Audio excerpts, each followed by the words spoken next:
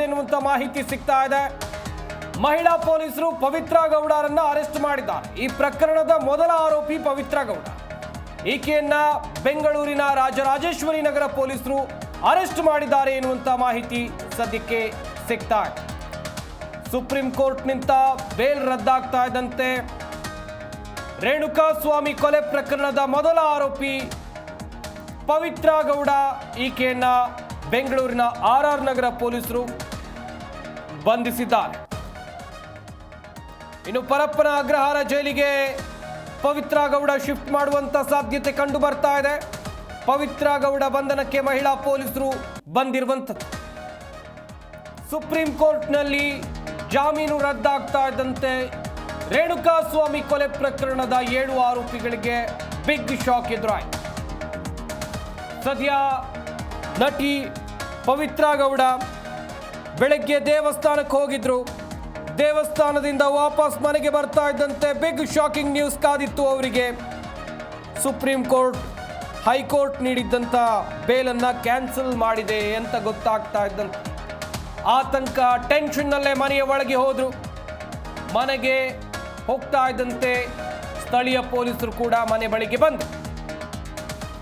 ಮನೆಯ ಬಳಿಗೆ ಬಂದು ಪವಿತ್ರ ಗೌಡರನ್ನ ಅರೆಸ್ಟ್ ಮಾಡಿ ಕರ್ಕೊಂಡು ಹೋಗಿದ್ದಾರೆ ಎನ್ನುವಂಥದ್ದು ಗೊತ್ತಾಗ್ತಾ ಇದೆ. ಪವಿತ್ರ ಗೌಡ ಈ ಹಿಂದೆ ಇದ್ದಿದ್ದು ಬೆಂಗಳೂರಿನ ಪರಪ್ಪನ ಅಗ್ರಹಾರ ಜೈಲಿನಲ್ಲಿ.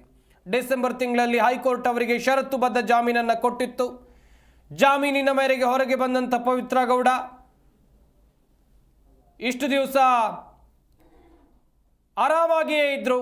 ಆದರೆ ಪ್ರಕರಣ ಸುಪ್ರೀಂ ಕೋರ್ಟ್ ಮೆಟ್ಟಿಲೇರ್ತಾ ಇದ್ದಂತೆ ಹೈಕೋರ್ಟ್ನ ಬೇಲನ್ನು ಪ್ರಶ್ನಿಸಿ ಬೆಂಗಳೂರು ಪೊಲೀಸರು ಸುಪ್ರೀಂ ಕೋರ್ಟ್ ಮೊರೆ ಹೋದ್ರಲ್ಲ, ಇಲ್ಲಿ ಪ್ರಬಲವಾದಂಥ ವಾದವನ್ನು ಮಂಡಿಸಲಾಯಿತು.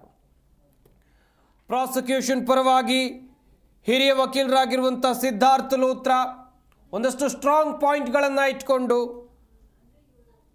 ಲಾ ಪಾಯಿಂಟ್ಗಳನ್ನು ಇಟ್ಕೊಂಡು ವಾದವನ್ನು ಮಂಡಿಸಿದ್ರು.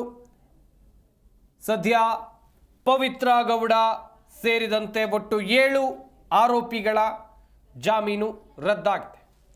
ಪವಿತ್ರ ಗೌಡ ಮನೆಯ ಮುಂಭಾಗದ ದೃಶ್ಯಾವಳಿಗಳನ್ನು ನೀವಿಲ್ಲಿ ನೋಡ್ತಾ ಇದ್ದೀರಾ. ಇದು ಬೆಂಗಳೂರಿನ ರಾಜರಾಜೇಶ್ವರಿ ನಗರ. ಇಲ್ಲಿ ಪವಿತ್ರ ಗೌಡ ಮನೆ ಇದೆ. ಬೆಳಗ್ಗೆ ಅವರು ದೇವಸ್ಥಾನದಿಂದ ಮನೆಗೆ ಹೋದಂಥ ದೃಶ್ಯಾವಳಿಗಳನ್ನು ಒಂದು ಕಡೆಯಲ್ಲಿ ನೋಡ್ತಾ ಇದ್ದೀರಾ.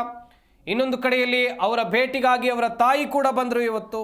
ಹಾಗೆಯೇ ಪವಿತ್ರ ಗೌಡ ದೇವಸ್ಥಾನದಿಂದ ಮನೆಗೆ ಬರ್ತಾ ಇದ್ದಂತೆ ಇತ್ತ ಸುಪ್ರೀಂ ಕೋರ್ಟ್ನ ಆದೇಶ ಹೊರಗೆ ಬೀಳ್ತಾ ಇದ್ದಂತೆ ಪೊಲೀಸರು ಕೂಡ ಬಂದು ಮಹಿಳಾ ಪೊಲೀಸರ ಸಮ್ಮುಖದಲ್ಲಿ ಪವಿತ್ರ ಗೌಡ ಬಂಧನ ಆಗಿದೆ ಎನ್ನುವಂಥದ್ದು ಗೊತ್ತಾಗ್ತಾ ಇದೆ. ಪವಿತ್ರ ಗೌಡ ಬಂಧನಕ್ಕೆ ಮಹಿಳಾ ಪೊಲೀಸರು ಬಂದರು. ಸದ್ಯ ಪರಪ್ಪನ ಅಗ್ರಹಾರ ಜೈಲಿಗೆ ಅವರನ್ನು ಕರೆದುಕೊಂಡು ಹೋಗಲಾಗತ್ತೆ. ನಾನು ಹೇಳ್ತಾ ಇದ್ದೆ ಸುಪ್ರೀಂ ಕೋರ್ಟ್ನಲ್ಲಿ ಏನೆಲ್ಲ ಆಯಿತು ಅಂಥೇಳಿ.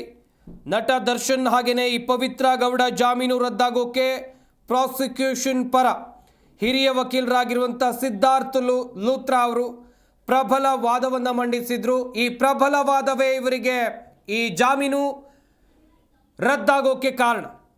ಅವರ ತಾರ್ಕಿಕ ಹಾಗೆಯೇ ದೃಢವಾದಂಥ ವಾದ ಮಂಡನೆಯಿಂದ ಸುಪ್ರೀಂ ಕೋರ್ಟ್ ಜಾಮೀನು ರದ್ದುಪಡಿಸಿತು.